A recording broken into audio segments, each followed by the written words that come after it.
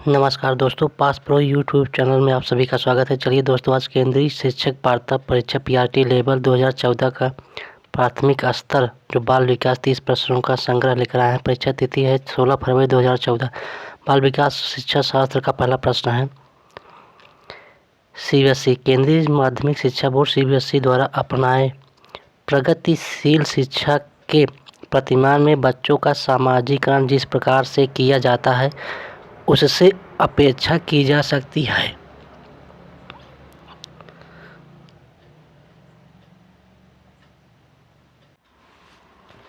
Right answer होगा इसका B. वे सामूहिक कार्य में सक्रिय भागीदारिता का निर्वाह करें तथा सामाजिक कौशल सीखें। प्रश्न नंबर 2,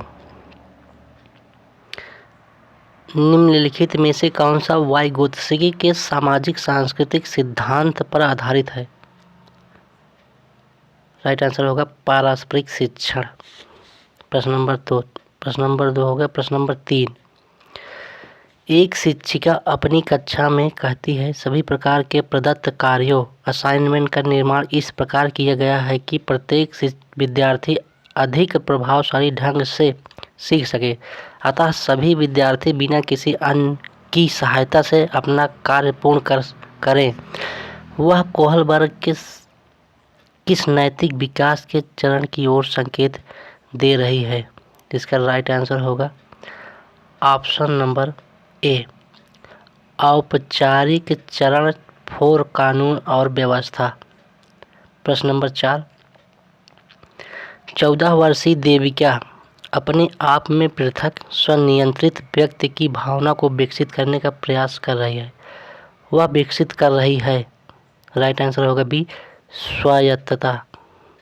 प्रश्न नंबर 5, प्रगतिशील शिक्षा के संदर्भ में निम्नलिखित में से कौन सा कथन जॉन ड्यू के अनुसार समुचित है? राइट आंसर बी होगा, विद्यार्थियों को स्वयं ही सामाजिक समस्याओं को सुलझाने में सक्षम होना चाहिए। प्रश्न नंबर 6, भाषा अवबोधन से संबद्ध विकार है। राइट आंसर डी होगा, भाषा घात। प्रश्न नंबर 7, निम्नलिखित में से कौन सा आलोचनात्मक दृष्टिकोण बहुबुद्धि सिद्धांत से संबद्ध नहीं है? राइट आंसर होगा सी, प्रतिभाशाली विद्यार्थी प्राय एक क्षेत्र में ही अपनी विशिष्टता प्रदर्शित करते हैं। प्रश्न नंबर 8, बहुबुद्धि सिद्धांत को वैध नहीं माना जा सकता है क्योंकि? राइट आंसर होगा ए, विशिष्ट परीक्षणों के अभाव में भिन्न बुद्धियों का मापन संभव नहीं है। प्रश्न नंबर 9,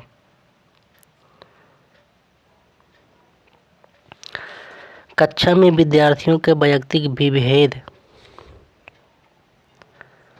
राइट आंसर डी होगा, लाभकारी है क्योंकि ये विद्यार्थियों की संज्ञानात्मक संरचनाओं को खोजने में अध्यापकों को प्रवृत्त करते हैं। प्रश्न नंबर 10,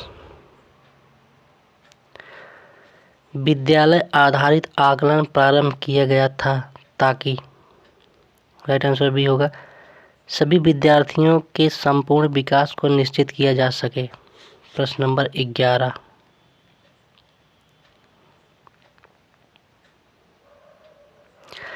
निम्नलिखित में से कौन सा एक अन्य विकल्पों से संबद्ध नहीं है?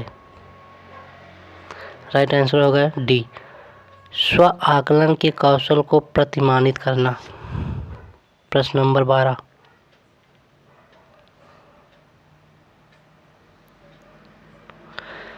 निम्नलिखित में से कौन सा प्रश्न अपने विशिष्ट क्षेत्र से ठीक तरह से मिला हुआ है? इसका राइट आंसर होगा डी, निर्धारित कीजिए कि दिए गए मापकों विश्लेषण में से कौन सा मापक आपको उत्तम परिणामों को पाने में सर्वाधिक प्रवृत्त कर सकता है। प्रश्न नंबर 13, निम्नलिखित में से कौन सी सर्वाधिक प्रभावशाली विधि हो सकती है जो आपकी इस अपेक्षा को पूरी कर सके कि वंचित विद्यार्थी अपनी भागीदारिता द्वारा सफल हो सके? इसका राइट आंसर होगा ए। आप उनकी सफलता हेतु उनकी सक्षमता में विश्वास को अभिव्यक्त करें। प्रश्न नंबर 14, निम्नलिखित में से कौन सा विकासात्मक विकार का उदाहरण नहीं है? इसका राइट आंसर होगा पर अभिघातज तनाव। प्रश्न नंबर 15, बहुशिक्षण शास्त्री तकनीकें वर्गीकृत अधिगम सामग्री बहुआकलन तकनीकें तथा परिवर्तनीय जटिलता एवं सामग्री का स्वरूप निम्नलिखित में से किससे संबद्ध है? राइट आंसर सी होगा विभेदित अनुदेशन। प्रश्न नंबर 16, निम्नलिखित में से प्रतिभाशाली अधिगमकर्ताओं के लिए क्या समुचित है? इसका राइट आंसर होगा सी, अपनी उच्च स्तरीय संवेदनात्मक के कारण वे भी निम्न श्रेणी पा सकते हैं। प्रश्न नंबर 17, विद्यालयों में समावेशन मुख्यतः केंद्रित होता है। इसका राइट आंसर होगा ए, विशिष्ट श्रेणी वाले बच्चों के लिए सूक्ष्म प्रावधानों के निर्माण पर। प्रश्न नंबर 18, बच्चों में सीखी गई निस्सहायता का कारण है। इसका राइट आंसर होगा इस व्यवहार को अर्जित कर लेना कि वे सफल नहीं हो सकते। राइट आंसर ए होगा। प्रश्न नंबर 19,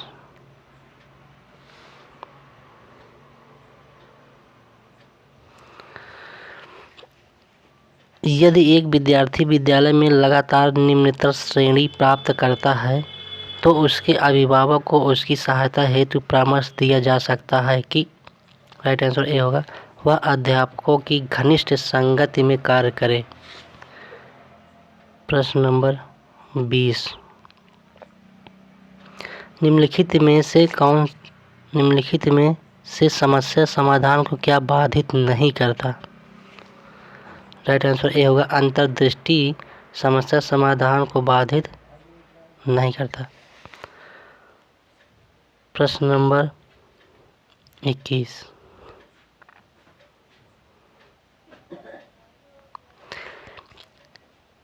एक शिक्षिका पाठ को पूर्व पठित पाठ से जोड़ते हुए बच्चों को सारांश लिखना सिखा रही है, वह क्या कर रही है?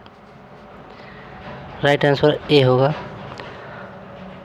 वह बच्चों की पाठ समझने की स्वशैली विकसित करने में सहायता कर रही है। प्रश्न नंबर 22, एक बच्चा अपनी मातृभाषा सीख रहा है, वह दूसरा बच्चा वही भाषा द्वितीय भाषा के रूप में सीख रहा है। दोनों निम्नलिखित में से कौन सी समान प्रकार की त्रुटि कर सकते हैं? ऑप्शन ए है अधिकाधिक सामान्यीकरण, ऑप्शन बी है सरलीकरण, ऑप्शन सी है विकासात्मक, ऑप्शन डी है अत्यधिक संशुद्धता। राइट आंसर होगा ऑप्शन सी विकासात्मक। प्रश्न नंबर 23, परीक्षा में तनाव निष्पत्ति को प्रभावित करता है यह तथ्य निम्नलिखित में से किस प्रकार के संबंध को स्पष्ट करता है? ऑप्शन ए है संज्ञान भावना, ऑप्शन बी तनाव विलोपन, ऑप्शन सी निष्पत्ति चिंता, ऑप्शन डी संज्ञान प्रतियोगिता। राइट आंसर होगा ऑप्शन ए संज्ञान भावना। प्रश्न नंबर 24, एक अध्यापक उस बच्चे के साथ परामर्श करते हैं जिसकी निष्पत्त्यात्मक प्रगति एक दुर्घटना के पश्चात अनुकूल नहीं है। निम्नलिखित में से कौन सी प्रक्रिया विद्यालय में परामर्श के लिए सबसे बेहतर हो सकती है? ऑप्शन ए है यह एक उपशामक उपाय है ताकि लोग अपने को आरामदायक महसूस कर सके। ऑप्शन बी है, यह अपने विचारों द्वारा खोज करने हेतु लोगों में आत्मविश्वास का निर्माण करता है। ऑप्शन सी है, विद्यार्थियों को भविष्य के विकल्पों को चुनने हेतु यह एक अच्छा संभावित परामर्श है। ऑप्शन डी है, इस कार्य को केवल अनुभवी कुशल व्यावसायिक विशेषज्ञ से कराया जा सकता है। इसका राइट आंसर बी होगा, यह अपने विचारों द्वारा खोज करने हेतु लोगों के आत्मविश्वास का निर्माण करता है। क्वेश्चन नंबर 25, एक विद्यार्थी उच्च स्तरीय सृजनशील रंगमंची कलाकार बनना चाहता है। उसके लिए निम्नलिखित में से कौन सा उपाय सबसे कम प्रेरक होगा? इसका राइट आंसर होगा ऑप्शन ए, राज्य स्तरीय प्रतियोगिताओं को जीतने का प्रयास करना ताकि छात्रवृत्ति पाई जा सके। प्रश्न नंबर 26,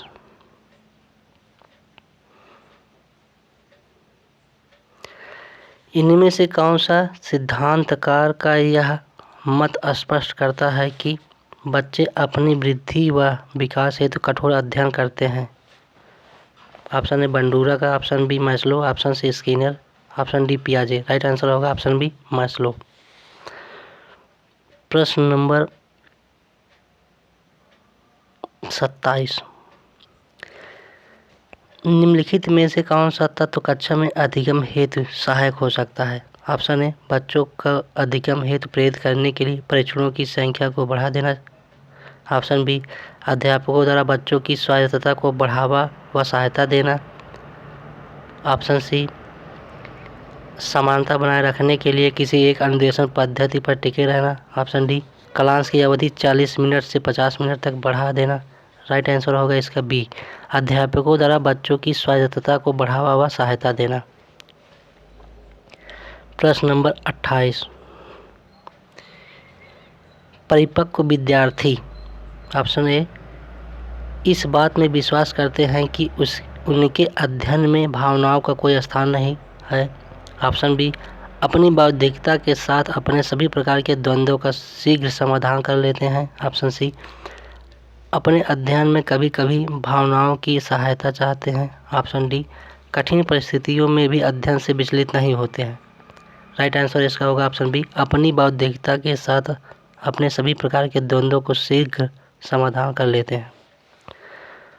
प्रश्न नंबर 29,